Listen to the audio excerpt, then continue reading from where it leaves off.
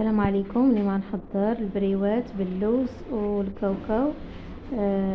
اقتصاديين وساهلين كما كتشوفوا، كيجوا ممرقين ومقرمشين وشاربين العسل. والمهم حضرتوهم في المنزل ديالكم وعرفتوا باش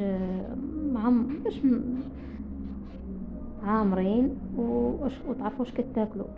كما كتشوفوا عندي هنايا واحد الزلافه ديال اللوز وزلافه ديال الكاوكاو، ضفت ليهم واحد 2 معالق ديال القرفه، 3 معالق ديال الزبده مذوبه و2 معالق ديال المزهر، وخلط الخليط مزيان. كنحاولوا نعجنوه مزيان حتى ينسجم داك العقده ديال اللوز.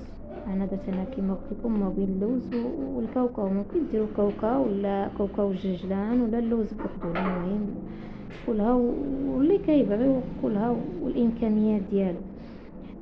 كما هذا كنعجنها مزيان حتى كتشمع، وكناخذ الورقه وكندير القياس اللي بغيت.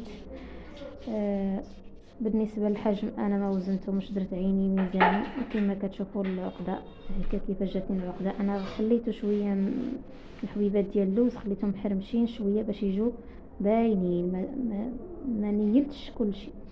الكاوكاو نيلتو واللوز خليته محرمش. وهذا هو الحجم ديال الكويرات اللي درت. وبديت كناخذ الورقه واستعنت بواحد شويه دقيق والماء. وبالنسبه للطريقه راني درت طريقه عاديه، مره سيجار مره بريوات. الحجم ديالهم ما درتهمش متساويين، مره شي جاني كبير شي جا صغير. المهم راني حضرتهم في الدار ديالي وعرفت باش مصاوبين.